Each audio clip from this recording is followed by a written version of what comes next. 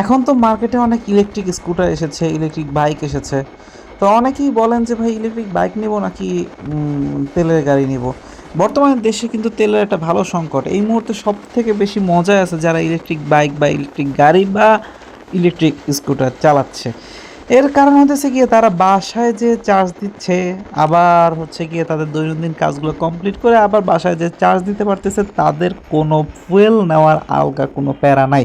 অন্যদিকে আমরা যারা এই যে তেলের গাড়ি, তেলের স্কুটার, তেলের বাইক যারা চালাচ্ছি, তাদের বড় সমস্যা হচ্ছে যে পেট্রোল পাম্পের লাইনে দাঁড়ায় থাকতে থাকতে আমাদের দিন শেষ। আমি শুক্রবার দিন তেলের পাম্পের লাইনে দাঁড়িয়েছিলাম নামাজের পরে, ঠিক শুক্রবার নামাজের পরে আড়াইটার দিকে তেল পেয়েছি বিকাল 4:30টার সময়। ঢাকারই একটা স্বনামধন্য পাম্পে, নাম বললাম না, আপনারা বুঝে নেন, জাহাঙ্গীর গেটের আশপাশে এটা অবস্থিত। তো সে যাই হোক, এখন বিষয়টা হচ্ছে গিয়ে যারা ইলেকট্রিক স্কুটার নিতে চাচ্ছেন তারা আসলে ইলেকট্রিক স্কুটার নিতে পারেন।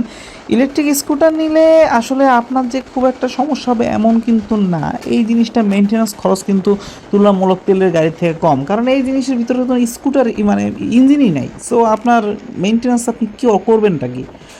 আর আরেকটা বড় বিষয় হচ্ছে গিয়ে এগুলার যে ব্যাটারিগুলো আসে, ব্যাটারিগুলো তুলনামূলক অনেক বেশি পাওয়ারফুল থাকে, যার কারণে ইনিশিয়াল টর্ক খুব একটা খারাপ না। ঢাকা শহরে চলার জন্য মানে কমিউটার বাইক হিসেবে খুবই গুড। আপনি সারাদিন আপনার দৈনন্দিন কাজগুলো সেরে আপনি বাসায় এসে আবার চার্জে লাগাতে পারতেছেন। এখন আপনি যদি চান যে ভাই আমি একটা স্কুটার কিনছি বা আমি একটা ইলেকট্রিক বাইক কিনছি, এটা দিয়ে আমি লং ট্যুরও দিতে চাই, বা যারা এই যে আপনারা যারা ট্যুরে যান আপনাদের সাথে আমি ট্যুরে যেতে চাই, তাহলে বলবো ভাই আপনার এই গাড়িটা আসলে এখনও বাংলাদেশের প্রেক্ষাপটে ট্যুর ফ্রেন্ডলি গাড়ি না। এখন অনেকেই ইউটিউবে দেখাচ্ছে যে অনেকে যে ব্যাটারি গাড়ি যারা করতেছে, এরা আসলে পেইড রিভিউয়ার। এদের আসলে এদের সাথে কথা বলে লাভ নাই। এরা হয়তো দু একজন অনেস্ট দিলেও তারা কিভাবে কি ম্যানেজ করতেছে আমি জানি না। সত্যি বলতে হচ্ছে কি, গাড়িটা নিয়ে ধরেন আপনি কথার কথা কক্সবাজার গেলেন, আপনি কক্সবাজারে তো আপনার নিজের বাড়ি নেই, আপনি তো কোনো নিজস্ব বাসাতেও উঠেন নাই, আপনার তো পার্কিংও নাই। এখন আপনি কক্সবাজার গাড়িটা নিয়ে যেয়ে ওই গাড়িটা চার্জ কোথায় দিবেন, কোন জায়গায় দিবেন? আপনাকে কি হোটেল কর্তৃপক্ষ আলাদা চার্জের ব্যবস্থা করে দিবে? হোটেল কর্তৃপক্ষ কিন্তু আপনাকে আলাদা চার্জের ব্যবস্থা করে দিবে না।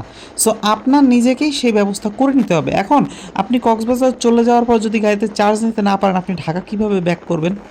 এই বিষয়গুলো আপনাকে মাথায় রাখতে হবে। আসলে ইলেকট্রিক গাড়ি কমিউটার গাড়ি হিসেবে এখন পর্যন্ত বাংলাদেশে আমি বলবো বেস্ট।